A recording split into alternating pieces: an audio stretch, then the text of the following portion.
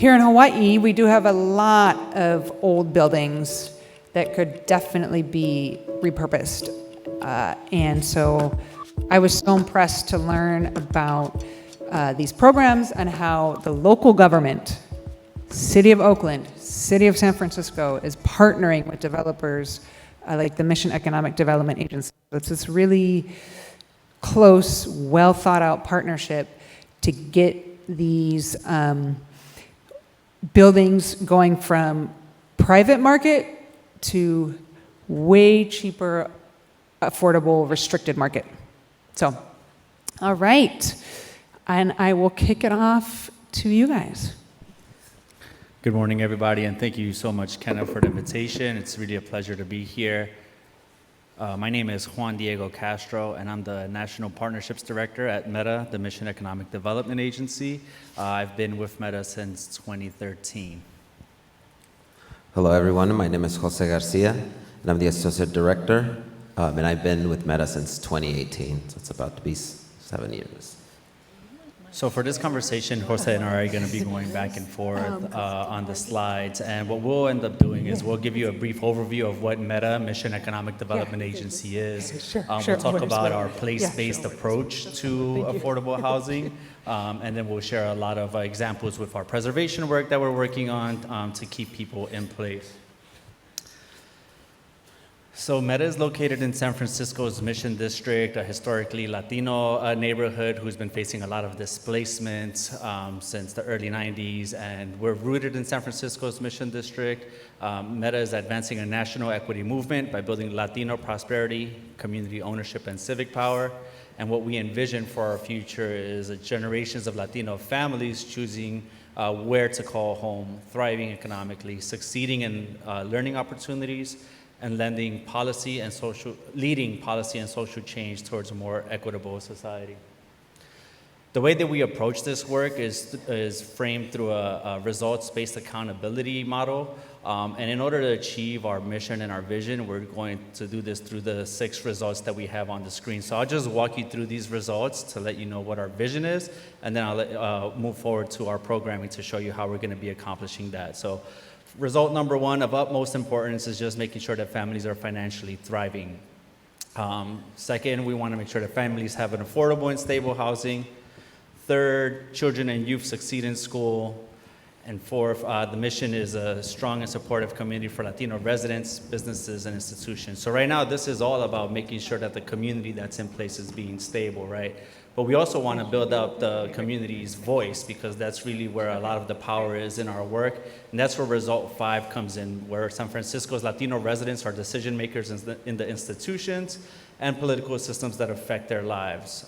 Through the conversations of our work today, we're actually going to show you some examples of how that worked out, hopefully inspiring some of the local community organizations here to do similar work. And lastly, because we've been around for about 50 years, we've generated enough, generated best practices where we think it's important for us to now pass this baton and pass the knowledge on to other organizations. So result number 6 is nationwide organizations rooted in historically underserved communities are equipped to ensure that families, workers, and small businesses thrive. So these are the results. This is what we want, what we're working towards. This is what all of our different lines of business are aiming for. So this screen here shows you a little bit of how we approach the work, which is really a service integration model. Meta started in 1973 as a small business technical assistance organization.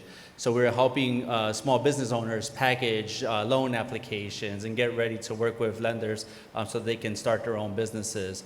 Why did we start in that way? It's because the San Francisco's Mission District has a huge Latino population and also a huge newcomer population. So for the folks that did not have the opportunity to find work legally in the country, one of the ways to generate income is to actually start their own businesses.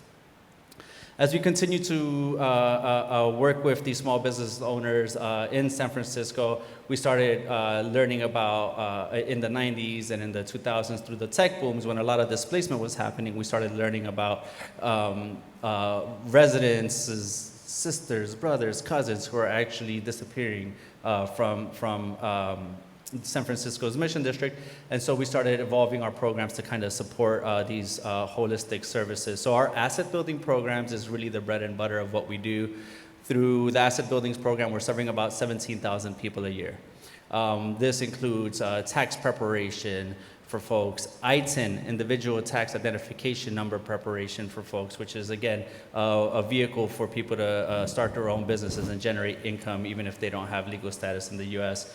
We also focus on what a lot of community needs are: workforce development.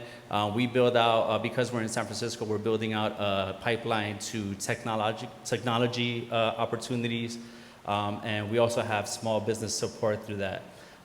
Again, as we continue to develop our services, we've actually also used that opportunity for community engagement. We're not only providing services to the community, but we're also asking, what does the community need?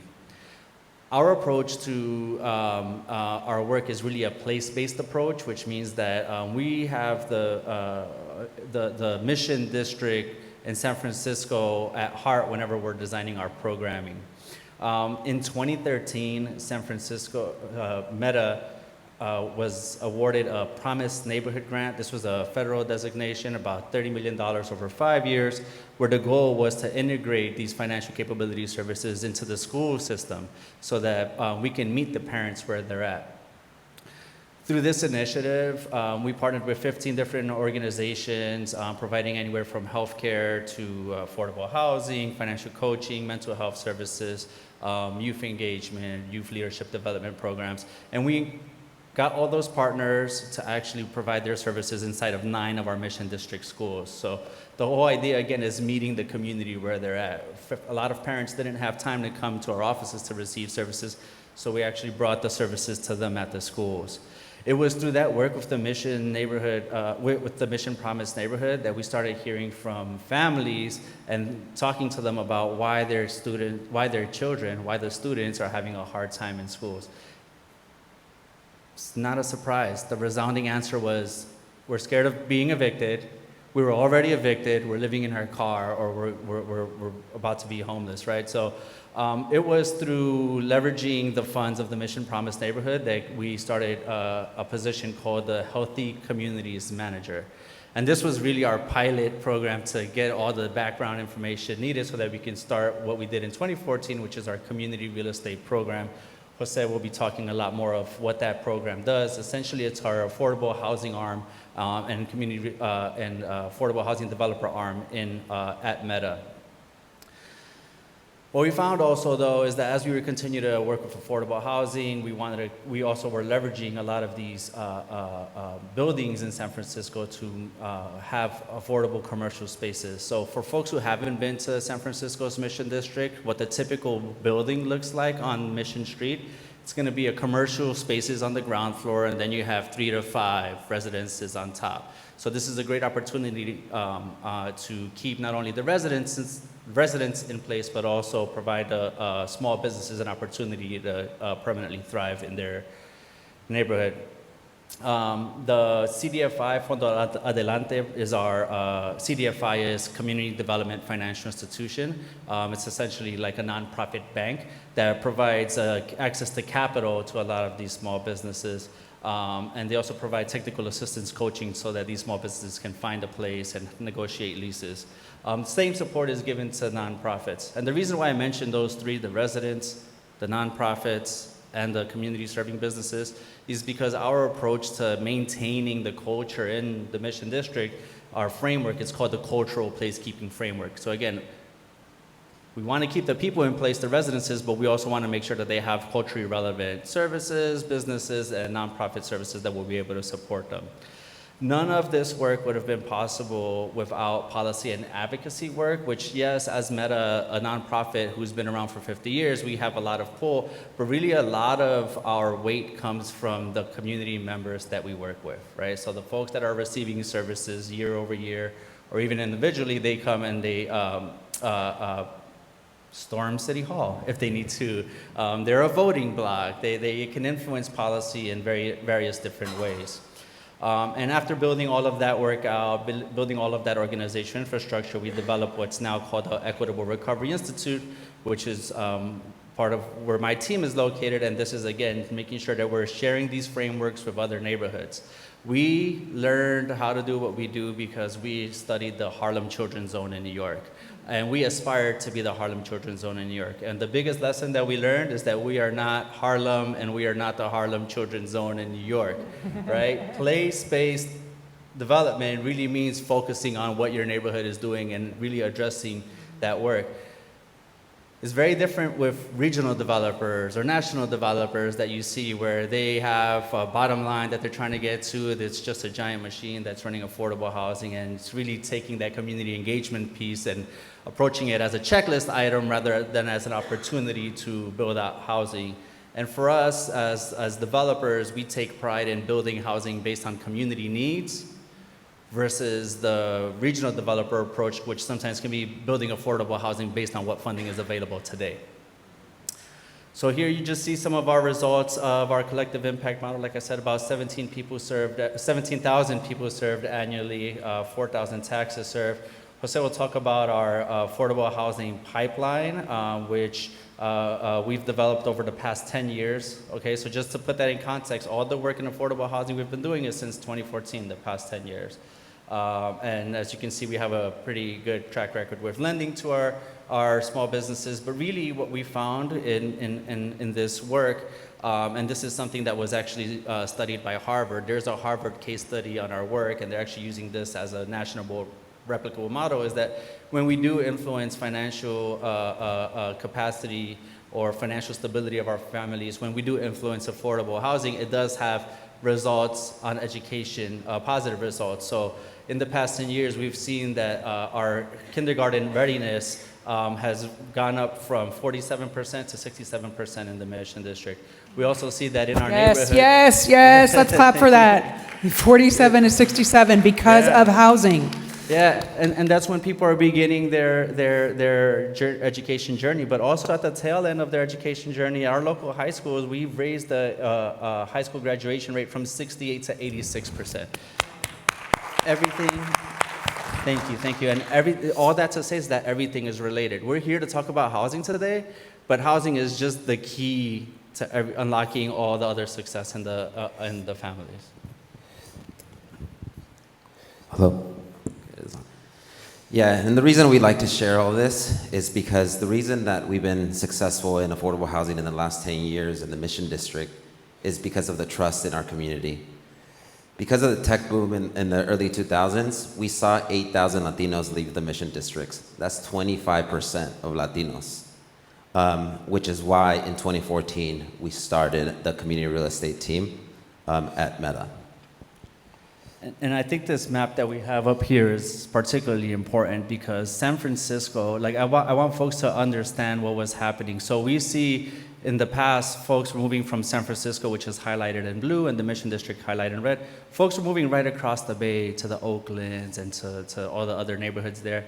But as San Francisco's rental market continued to increase, so did the nearby neighborhoods. And so what we're seeing is that a lot of families are moving away to the folks in Aspen's point, 1 hour away, 2 hours away. So one, you're adding all of this transit time to your life, which is taking away really time that you can spend with your families, at work, or whatever the case is.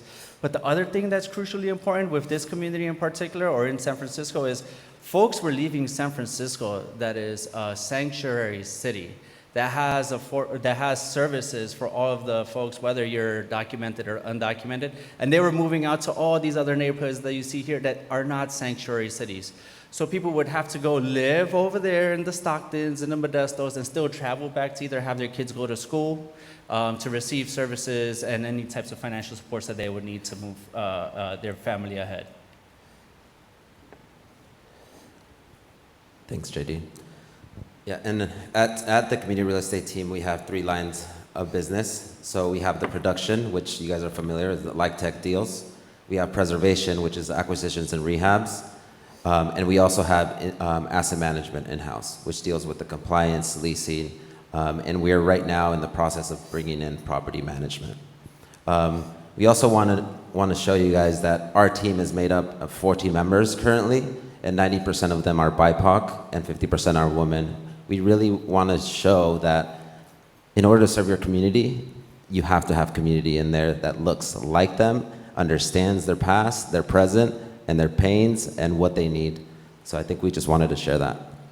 Yeah, and building that capacity, right? Because, I mean, truth be told, when Jose and I walk into a lot of rooms, if a lot of affordable housing developers, there's typically older white men. Not anything against older white men, but I'm just saying, like, we need to be able to meet the community's needs. It does help when you have folks who have had the same life experiences or know what their families are going through. Yes, and we just want to show you the footprint of the mission. So to date, we have approximately 1,300 in our portfolio and another 1,100 in our pipeline. But we wanted to show you here, it's maybe hard to see, but we have 3 different, the dots, I don't know if you can see the colors, but we have small sites, which is the acquisitions and rehabs, rental assistance demonstrations, which are larger HUD finance properties, new construction, and then also the future of the pipeline. But we want to show you our commitment to our board is staying in our lane, in our districts, which is 2/3 in the Mission District and 1/3 outside of the Mission District. We wanted to quickly touch on production, which is the light tech deals that you guys are familiar with. We also wanted to touch on this because we wanted to show the difference and why you can't just do one and you have to do them at the same time if you actually want to create the impact you want to see. For example, for this deal, it started in the early 1990s when the SFPUC, which is the water company in San Francisco, was trying to sell the land to the highest bidder. In 2010, after so much advocacy, the community got them to transfer the land to Parks and Recs to create the first park in the Mission District after 25 years, and the other parcel where you see the building to the city of San Francisco. The park was then finished in 2018, and then the affordable housing in 2022. All this started in 1990. You can't keep your community if you're not doing both at the same time. Yeah, I think for this building, what's really important in 2060 Folsom is that this is one of the first buildings that we started building our developer experience with. If you're an affordable housing developer, you understand that you need a certain amount of experience in order to build that housing, which is typically like 3 different projects that you're building. And so for this development in particular, we partnered with a local organization called Chinatown CDC. There's 3 organizations historically in San Francisco that have been working together for economic rights and in different neighborhoods. So Tenderloin Neighborhood Development Corporation, Chinatown CDC, and Meta. And what we were assessing as a brand new developer, as an emerging developer, as to how do we actually build up our skills. There are a lot of regional developers around there. There are. I already spoke about the priorities part of it, right? Regional developers may have different priorities. So we chose Chinatown CDC for this particular project because, one, they were local to San Francisco, they already had a lot of developer experience, and they were with us in the marches in the 70s, 80s, 90s, 2000s, right? Also, in addition to them being part of the collective work for equity in San Francisco, they're really intentional about how they're developing our capacity. When you're doing this teamwork, it's called a joint venture partnership. What we find often with emerging developers and experienced regional developers is that the experienced developers, yeah, we'll do all the big work, we'll do all the math, we'll do all the policy work, and you emerging developers, you just go do the community engagement piece. That's not how we worked with Chinatown CDC or TNDC. We were doing everything 50-50. Whenever they were in the room, we were in the room. And so I think for all the folks that are thinking about emerging developers and building that capacity here, this is a really good place to start, making sure that you're identifying your priorities and what you want to learn as an emerging developer and putting that down in writing and continue to update that. Jose mentioned that this project took 25 years, so what we agreed upon 20 years ago may not be relevant today, so continuing to update those things. And lastly, about working with local developers, these LIHTC, low-income housing tax credit deals, that's a lot. These LIHTC deals, they're a huge developer fee generator. We're talking about $2, $3, maybe more $1 million, right?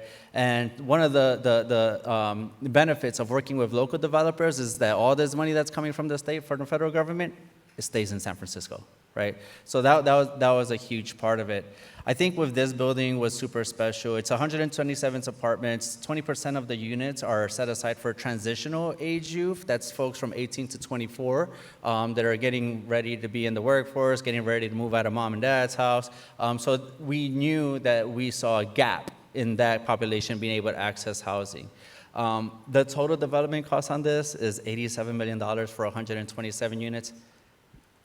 Pre-COVID. Pre-COVID. Aspen people, we are also facing $1 million plus per unit now.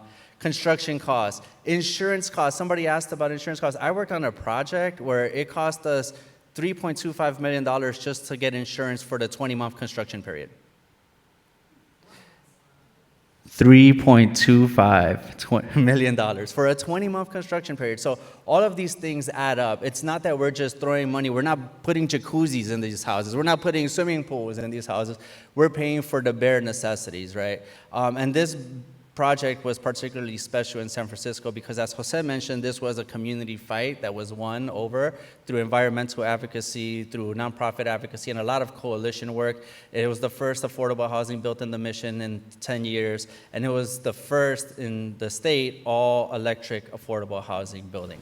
Yeah, and I just want to share, because I always forget that we use acronyms and we just memorize acronyms, but IIG stands for Infill Infrastructure Grant Program, and ASIC stands for Affordable Housing and Sustainable Communities Program. And they have to, in order to get those grants, you have to address transportation, agricultural land preservation, and greenhouse emissions.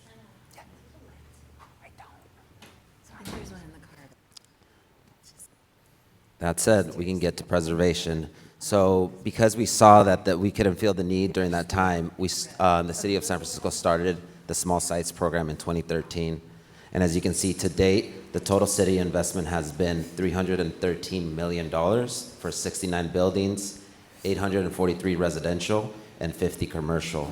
The city has been a great partner to Meta, and Meta owns 39 of those 69 buildings to date, addressing the need here in the Mission District.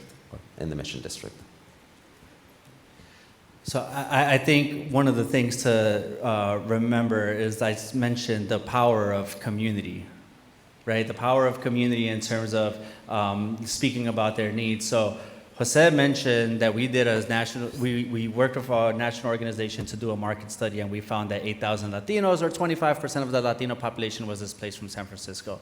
And I'm telling you this story because I just want to share that it has been a very fruitful relationship with the city of San Francisco. It also has, we've had to go through a lot. So when we brought this data of how many people were displaced, how many Latinos were displaced in the Mission to the city of San Francisco, they asked us to please be quiet and don't tell anybody, because then it's going to reflect poorly on them. And of course, Meta being the great partners that we are, we turned around and we told everybody about what's going on. And so out of that conflict, out of that bit of a tension, we ended up being partners with the city in developing the Small Sites Program. So the Small Sites Program is a set of guidelines that mirrors somewhat what is the rent control mechanism in San Francisco. It's an inclusionary housing program that uses city funding in order to subsidize affordable housing. So to your point, we as developers, we go in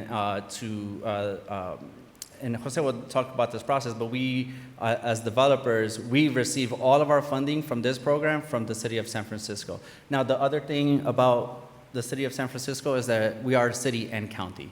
So there's a lot of ease about doing that, and I understand that that's how a lot of the islands are here, that it's city and county. So just saying that, you know, that is something that's really helpful.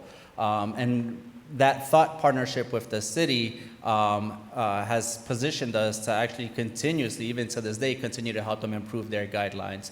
But none of that would have been available if we didn't activate the community members to literally take over City Hall about 2 years before the Small Sites was implemented. And lastly, before we move to the last slide, you can see in 2014 and even over, we have properties as small as 3 units. So none of these are necessarily as large as any of our new construction sites. Yes?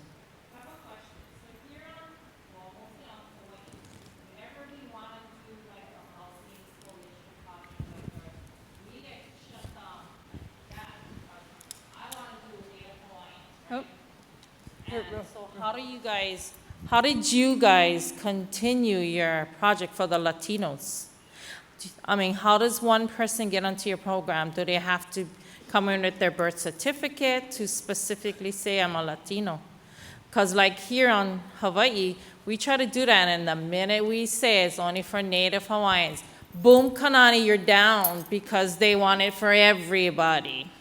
The whole affirmatively furthering fair housing concept. So thank you for asking that question. We as an organization, because of the place-based approach, we focus a lot of our services to Latinos. When it comes to new construction, low-income housing tax credit properties, that's done by a lottery. So there's no way that we can say exactly how many folks are Latino that is going in. There's no process there. With the preservation units that Jose is talking about here, we have an opportunity to focus our energy on specific buildings.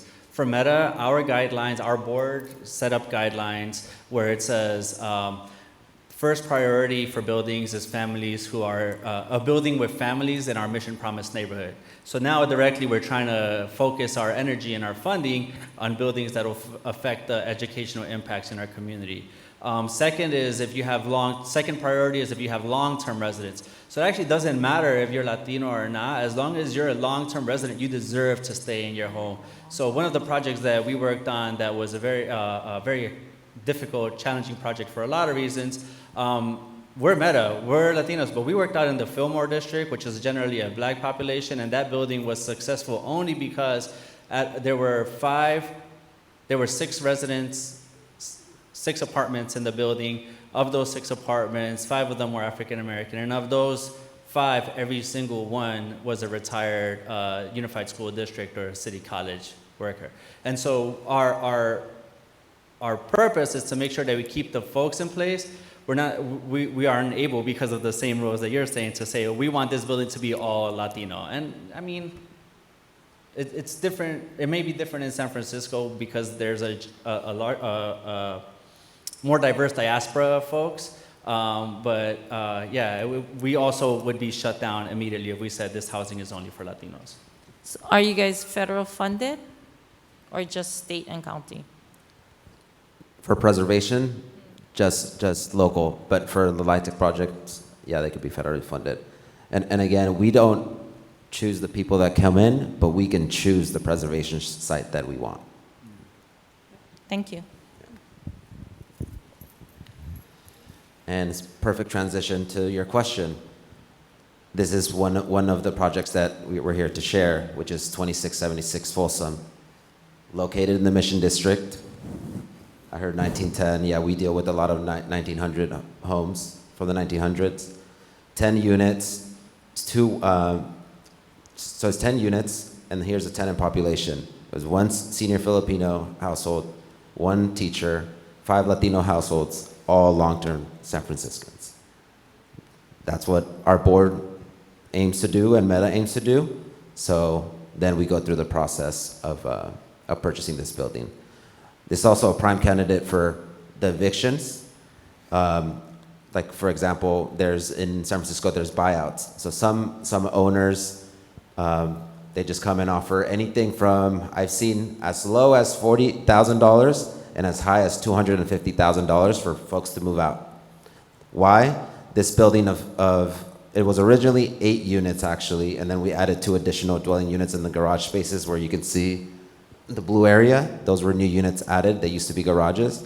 But if we wouldn't have done that, owner could have bought them out for $100K each, converted them into tenant in commons, known as TICs, and then sold them for at least 1.2. So that $100,000, while it seems great, if you want to stay in San Francisco, that's your deposit for those 3 months back in the day. Now there's a limit. They can only charge you 1 month of deposit, but a 1-bedroom again back in the day, or a studio back when we purchased this, $3,000. So that's $9,000 right there just to move to another place if you're lucky. So $100,000 is not much for a buyout. Question again. So you say there's a one-bedroom. How many people can live in a one-bedroom? In San How many Francisco, people can live in a two-bedroom? Because here we have multi-families. I have a 5-bedroom, 3-bath. There's 17 of us. Can't afford to live any other place. And I won't put my kids out on the street.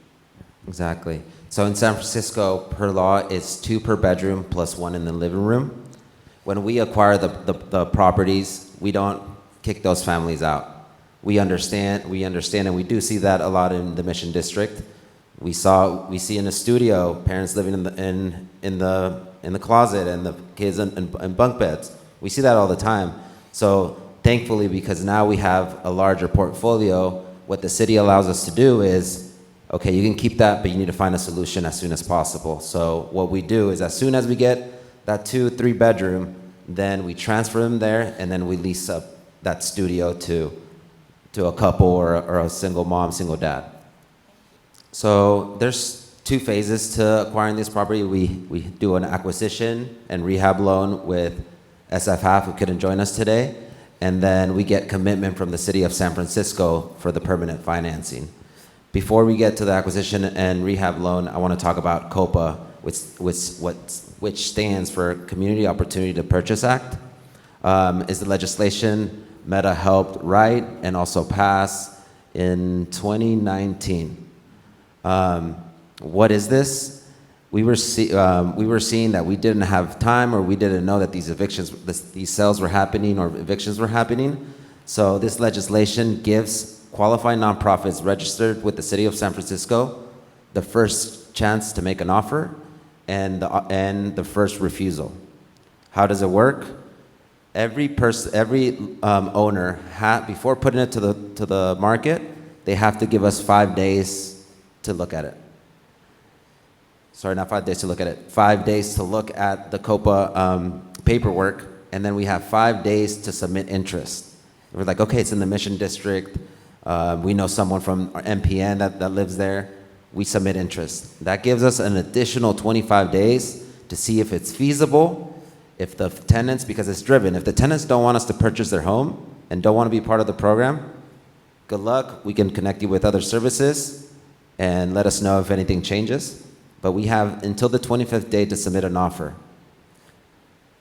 If they accept it, great. We go through the typical due diligence. If they don't, they still have to come back and give us an opportunity to match that offer. So if a for-profit developer or any other developer says, or we offer $2 million, someone offers $2.2 million, they have to come back to us and say, can you match this offer? If we do, they have to sell to us. We're going to try to work on legislation like that here. Was it hard to get that passed? Oh, here. So the question was it a difficult process to get COPA passed? And the answer is absolutely yes, 100%. Because what we were seeing was not only there's always been a high volume of real estate transactions in San Francisco. What we weren't seeing were all the pocket deals, which is where one realtor knows the other realtor buddy, and they just go ahead and make the transaction like that way.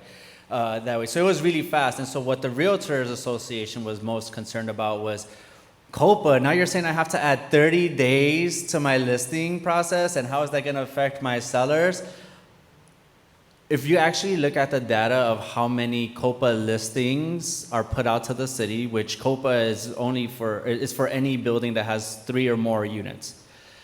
If you look at the data of how many COPA listings there were versus how many times a nonprofit put in interest for a building, it's a tiny fraction. So they were most sales weren't even going past that 5-day limit in the first place.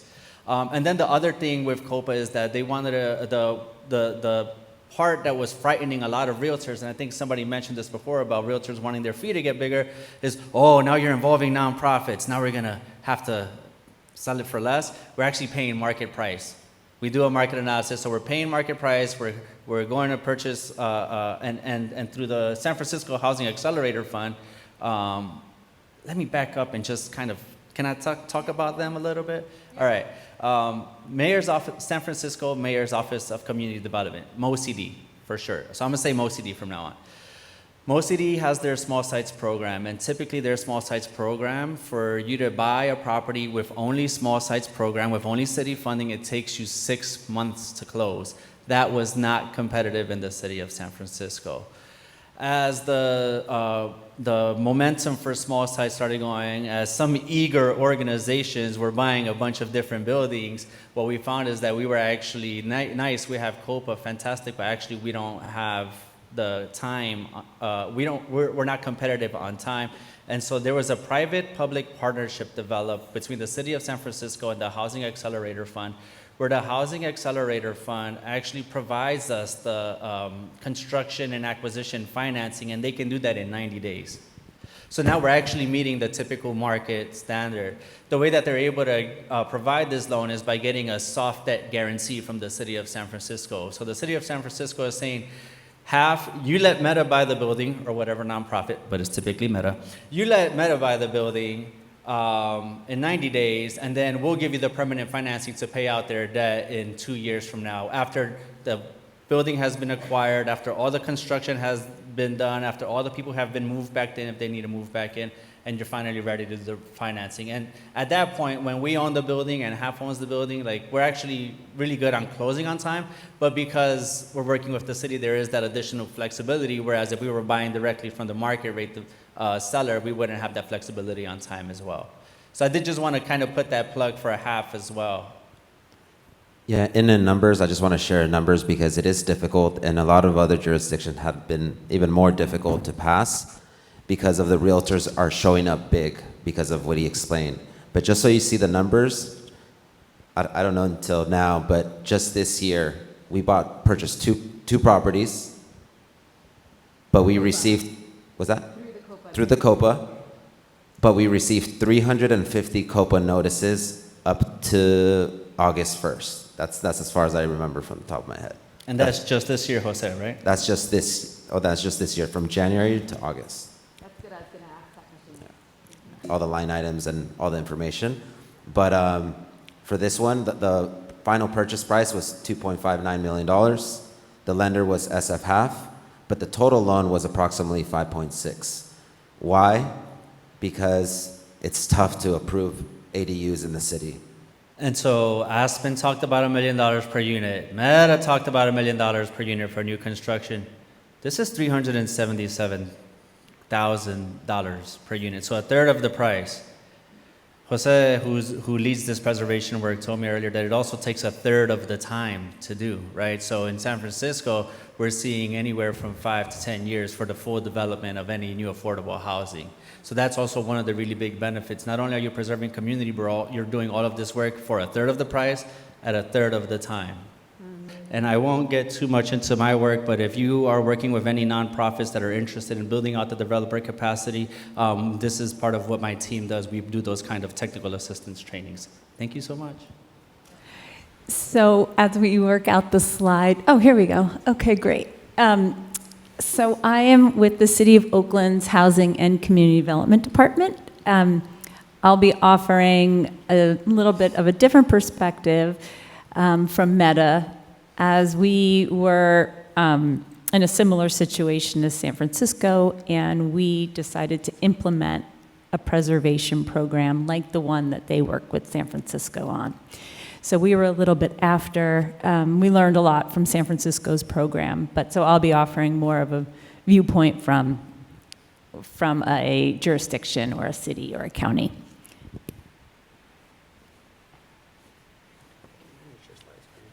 Okay, thanks. So the City of Oakland is located in Northern California. We're right across the bay from the city of San Francisco. We're a medium-sized city. We have about 450,000 residents.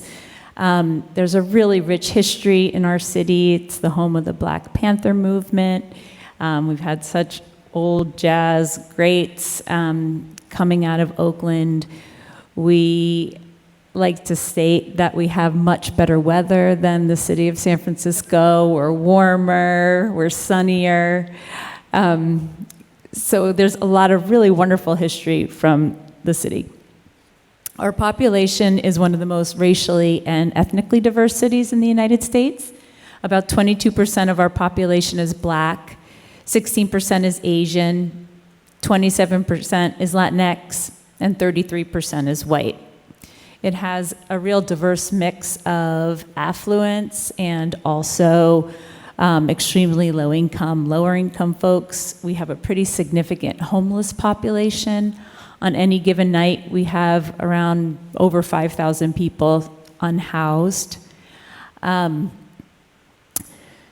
So our department's mission is dedicated to improving Oakland's neighborhoods and ensuring that all Oaklanders have safe and affordable housing. So our department, which is HCD, our approach is guided by a commitment to racial equity. So we use a three-pronged racial equity approach to our program policies and design. So this includes disaggregating data by race and ethnicity whenever possible, targeting resources to the most vulnerable residents, and identifying and removing barriers for BIPOC Oaklanders. So per our strategic plan in 2024 through 2027, our desired racial equity outcome is to equitably promote housing access for and stem the displacement of Oaklanders most impacted by racial disparities through our resources and our programs. So Oakland has a similar story as San Francisco. I mean, it's a little bit nuanced, but we've been experiencing extreme displacement pressure as well. So as the tech boom was really hitting San Francisco, as JD was explaining, folks were trying to get to cheaper rents, so would move across the bay and often then would land in Oakland because we are literally 15 minutes from San Francisco. You can jump on the BART, be there in no time. So Oakland rents just started to really skyrocket. So as other folks are moving into Oakland, our longtime Oaklanders were starting to get pushed out in the same way that was happening in San Francisco. So longtime Oakland renters or homeowners were being pushed out to the Central Valley, being pushed out to Sacramento. So a lot of folks were leaving the city because they could no longer afford housing and also other basic goods. So this map shows that over the past 20 years in particular, Black Oaklanders have been displaced at a rate much greater than others. So 60% of Black Oaklanders have been displaced in the last 20 years, which I think is just so remarkable. So this data, we had a partnership with Stanford University's Changing Cities Labs, and they are the ones who put this map together. And it shows that there are certain areas in Oakland that experience much higher rates of displacement, and those are the areas in red. So that's North Oakland and also Deep East Oakland. So those are the areas that traditionally have more Black Oaklanders, and those are the areas that have been experiencing the greatest rates of displacement. So, in part, displacement pressures in Oakland have been stemming from speculative investment companies that have been purchasing small to mid-size multifamily properties at below market rate from longtime landlords. We had a lot of folks who had owned multifamily properties for, say, the last 30, 40 years. Mom and pop owned them. And they were then put on the market, and investors were coming and purchasing those properties. So they would perform minimal repairs and upgrades and then bump up the rents that displaced many of the long-term tenants. So we were noticing this pattern happening in the city. And so in 2017, Oakland residents passed a bond measure. It was bond measure KK. And after that bond passage, we created the Acquisition and Conversion to Affordable Housing Program, which we affectionately call ACA.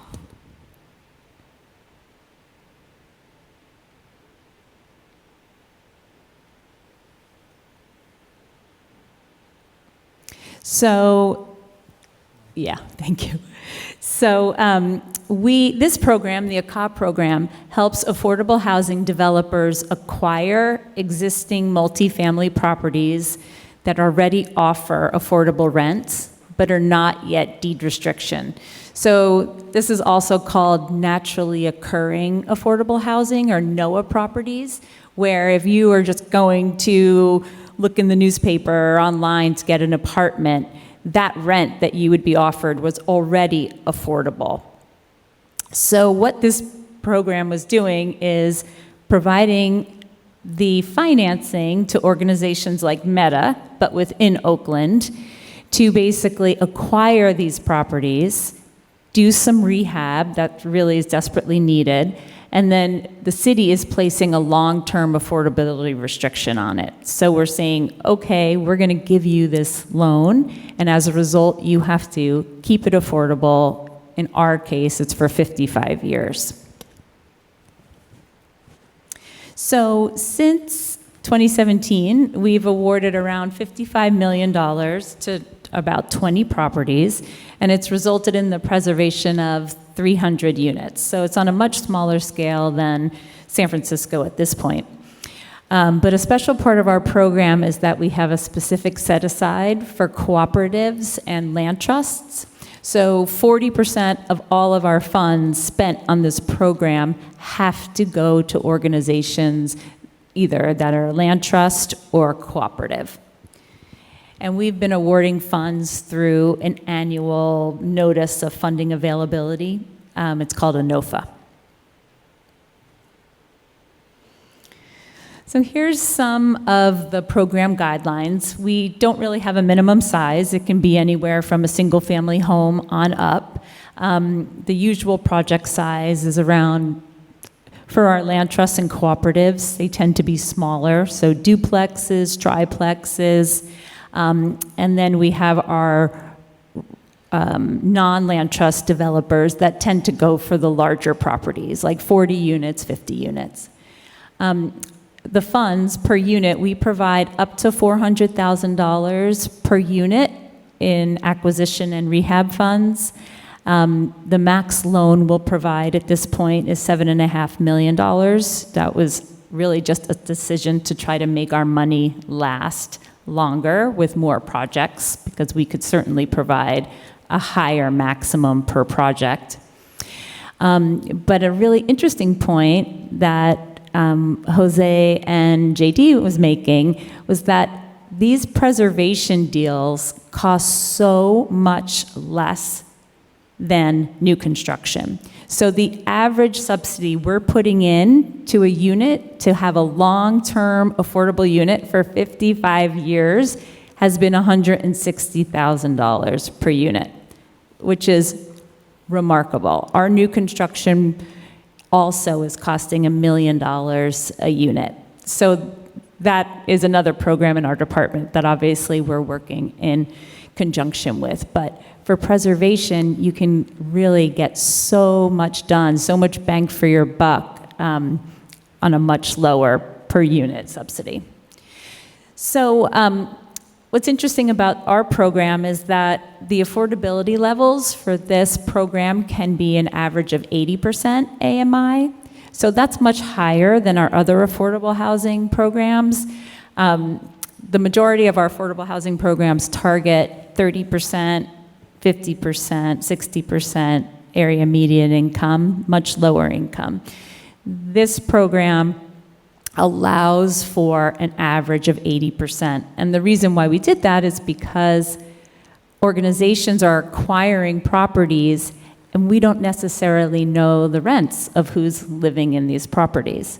So we wanted to give the flexibility of saying, okay, you're going to acquire a duplex. You might find out that one household has 30% AMI, area median income. Oh, but the other person in the duplex has 120% of area median income. Did not want any households to be displaced at all through this program. So the 120% area median income household can stay, and as vacancies come, you have to rent to lower income folks so you can achieve that balance of 80% AMI. So that's a little unique for our affordable housing programs. Excuse me.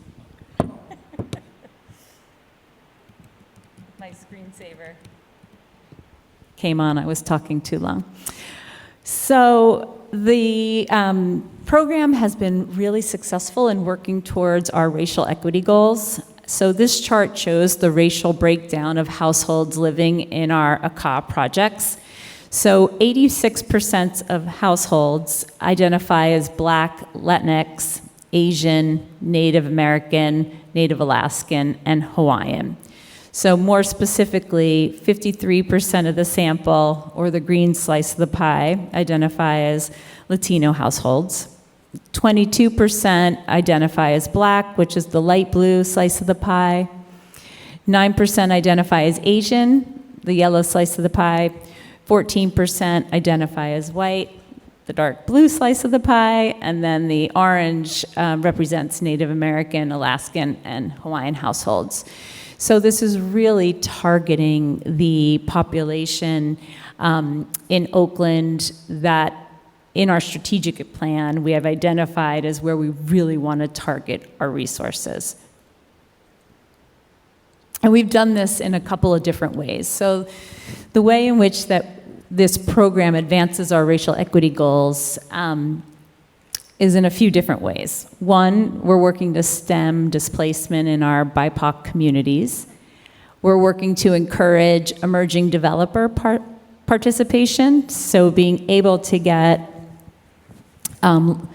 newer, less experienced developers who are often developers of color an opportunity to be able to participate in the program. And then also we provide access and opportunity pathways for BIPOC contractors who are actually doing the work on the rehabs. So the way that we've incorporated this into our program is that we've awarded priority points for emerging developers, for projects that have extremely low income units or households with language barriers. So this is where we had a little flexibility as a city in response to one of the questions from earlier of how can you really help target certain properties. From the city's perspective, we decided, okay, we will be able to give extra points. So if you're applying for this program, we're going to give you extra points if you partner with an emerging developer. That means you're going to have a greater chance of receiving our subsidy. We're going to give you more points if your project targets households who don't speak English, or families with children, or disabled households. So that was our tool in our toolbox, where we could say, okay, we have to meet, obviously, federal housing law, affirmative fair housing, but we are allowed to be able to provide certain priority points based on this criteria. So the reason why this program was able to be established, and part of the reason why it's been so successful, is that we've had 2 dedicated affordable housing funding sources for it, and it's been local dollars. So the city, Oakland voters in 2017 and again in 2022 passed an affordable housing bond measure. And this bond was part of a larger infrastructure bond for the city. So it was grouped together with transportation improvements and also facility improvements. So first, when this was becoming on the ballot, affordable housing advocates had to fight really hard to get affordable housing included in this. It was only going to be for transportation and for facilities. And our advocates in the city were like, whoa, whoa, whoa, affordable housing is just as important. So they were able to get a small slice, this $100 million, which we were so grateful for. But we're really glad it happened. I mean, we couldn't fund too much with the $100 million. Well, that's not true. We did fund a lot with it. But it wasn't an equal slice of the pie, but at least we got it in there. And so our general obligation bonds had to have 2/3 voter approval, which is usually pretty tricky.